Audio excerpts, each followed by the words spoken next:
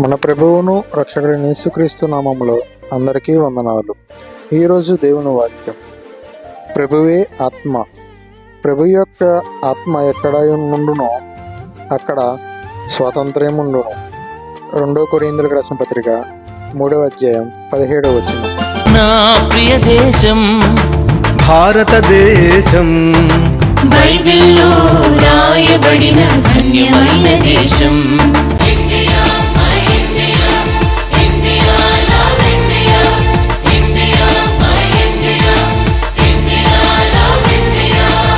నేను పుట్టిన ఈ దేశాన్ని ప్రేమిస్తాను, భారతీయుడనైనందుకు గర్విస్తాను.